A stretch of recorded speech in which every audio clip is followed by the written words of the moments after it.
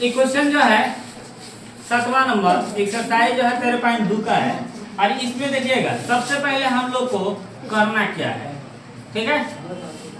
जैसे मान लीजिए कि ये ड्राम है, क्या है ड्राम, और ड्राम के अंदर हमको जो है लट्टू आकार देखा ना, लट्टू देखा ना, लट्टू के ऊपरी सिरा पर जो होता है अर्धगोलाकार होता है, नीचे शंकुआकार होता है। उसी तरह शंकुआकार और ऊपर अर्धगोलाकार है। जो देखिएगा ध्यान से, इसका जो है ना शंकुआकार ऊंचाई कितना दिया है 120 cm, और अर्धगोले का त्रिज्या कहिए चाहे वृत्त का शंकु का त्रिज्या कहिए चाहे बेलन का त्रिज्या कहिए, इन तीनों का त्रिज्या कितना cm दिया है 60 cm। हम यहाँ ये नाम लिख करके हम सलाक करके तीनों को लिख करके एक पेपर में लिख दिए रहते, ठीक है।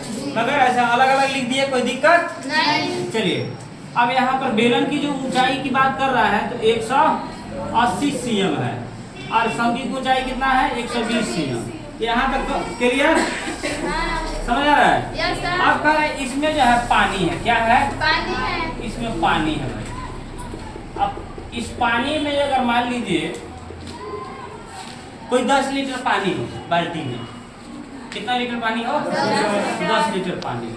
हम जो है ना छोटे छोटे अगर मान लीजिए 10 लीटर छोटे छोटे ना करके हम अगर मान लीजिए एक पत्थर डाल देते हैं 5 लीटर का, तो उसमें कितना लीटर पानी बाहर आ जाएगा 5 लीटर पानी बाहर आ जाएगा।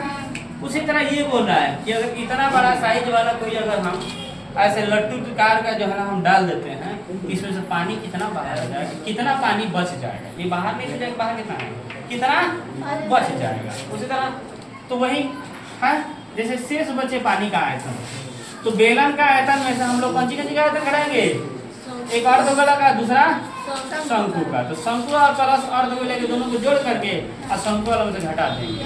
यहाँ पर एक बात हम बताना चाहेंगे कि कॉमन भी छाटा जा सकता है। ये जो है ना आप लोग ध्यान दीजिए, कॉमन छाट सकते हैं, ठीक है। ये तीनों में पाई पाई है, तीनों में आर है ना, तीनों को आप कॉमन छाट सकते हैं। पर इस तरह बनाइएगा कॉमन छाट के तो आपका समय बचेगा, क्या बचेगा समय बचेगा। जैसे अब अगर कॉमन नहीं छाटते हैं तो देख रहे हैं गुणा कराने में कितना दिक्कत होगा, कितना दिक्कत हुआ है। तो ये सब देखिए सबका वैल्यू पुट करना पड़ेगा। जैसे पाई का 22/7, आर का मान 60 जो है जो जैसा है वैसे पुट कर दिए हैं, ठीक है। सबको गुना कराने के बाद, ठीक है ना, कटाने के बाद इसमें जो है ना 3 से जो कट जाएगा 3 से कट जाएगा, 7 से नहीं कटने वाला है। गुना कराने के बाद देखेंगे यहाँ जो है ना 1 करोड़ जो है ना 42,56,000 आया है, ठीक है ना।